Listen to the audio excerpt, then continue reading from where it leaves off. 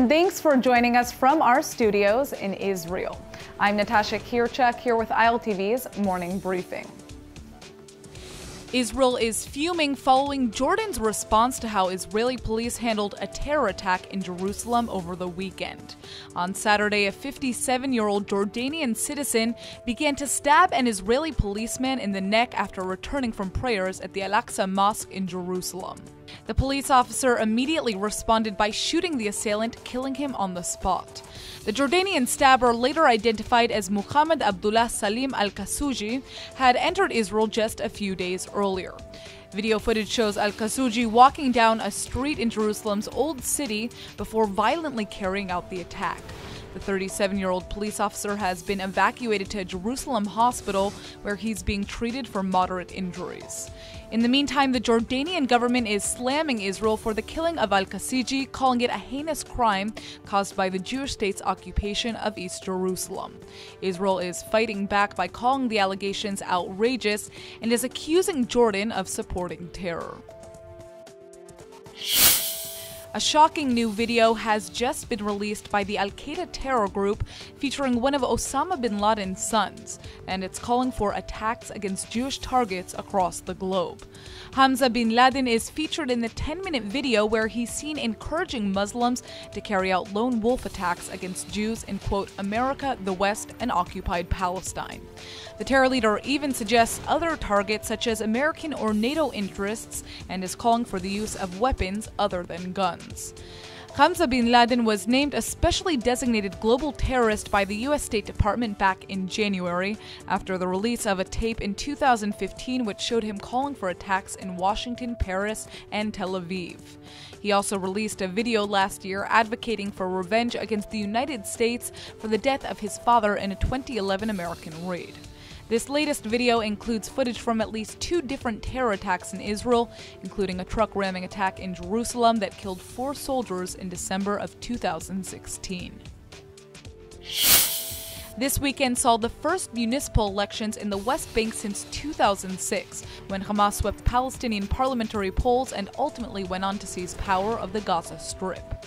The democratic exercise is raising tensions between the rival Hamas and Fatah movements while highlighting deepening divides in the West Bank. While there aren't really any legislative or presidential elections in sight, the municipal ballot is viewed as a test of Palestinian President Mahmoud Abbas's legitimacy. The 82-year-old's 4-year term expired 8 years ago, and the PA is struggling to maintain support given the institution's widespread corruption. If Abbas can pull off a victory in the West Bank, it will help to suppress doubts about his ability to deliver on a peace agreement between Israel and the Palestinians in the future. As per usual, tribal affiliations are playing a big role in this election, with all factions picking candidates to represent local tribes. Many Palestinians vote based off of tribal or familial connections rather than off of political affinities. Polls show Hamas is in the lead. The jihadi group boycotted the last municipal elections in 2012 but has called for supporters to turn out in full force this election. Israel's first ever news and entertainment television station known as Channel 1 has aired its final broadcast. Saturday night marked an emotional ending to the broadcaster's 49-year run after spokesman Ofer Nachson gave a heartwarming farewell to the channel following a video of the news staff singing the Israeli national anthem. The Israeli Broadcasting Authority is being replaced by a new public media entity known as Kan, but it's unclear whether it will qualify as a member of the European Broadcasting Union. The replacement is being highly criticized by the media, calling it a dishonorable end for a show that has defined Israeli media for so long. After the powerful and sudden shutdown of the channel, many IBA employees were terminated and left in limbo, compelling Israeli Prime Minister Benjamin Netanyahu to make a deal alongside Finance Minister Moshe Kahlon.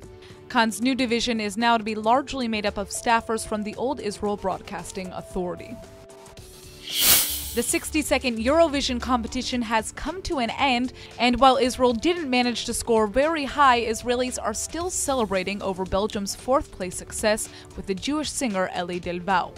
The 17-year-old performer is known as Blanc and is a member of a Zionist youth group.